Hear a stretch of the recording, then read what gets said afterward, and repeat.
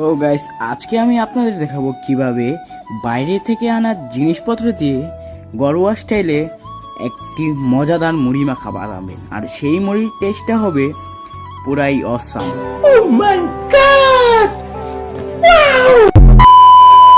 WhatsApp guys, আমি Tariq Abdullah Shuvo. Welcome to the Shuvo's blog.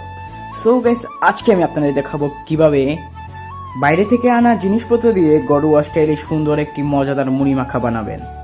আর এই মুড়ি মাখার টেস্টটা হবে অন্য সকল মুড়ি মাখার থেকে আলাদা। মুড়ি মাখা বানানোর জন্য এখানে সকল জিনিসপত্র নিয়ে নিয়েছি, এবার মাখার পালা। মুড়ি মাখাতে এক্সট্রা ফ্লেভার অ্যাড করার জন্য প্রথমে দিয়ে দিব ঘরোয়া স্টাইলে তৈরি করা বোম্বাই মরিচের আচার।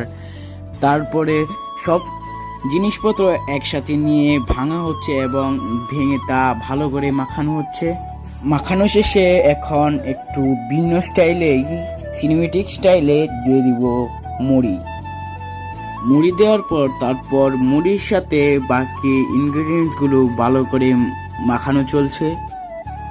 মাখানো শেষে অবশেষে তৈরি হয়ে গেল আমাদের সেই কাঙ্ক্ষিত মুড়ি মাখা। আর গাইস, এই মুড়ি মাখানোটা খেতে হয়েছিল অসাধারণ। বাড়িতে যে বাইরের জিনিস দিয়ে ঘরোয়া স্টাইলে এত সুন্দর এত মজাদার মুড়ি মাখানো যায় তা আজকের মুড়িটা না মাখাইলে বুঝতামই না। আপনারা কে কে বাড়িতে এরকম মুড়ি মাখিয়ে খান অবশ্যই কমেন্ট করবেন।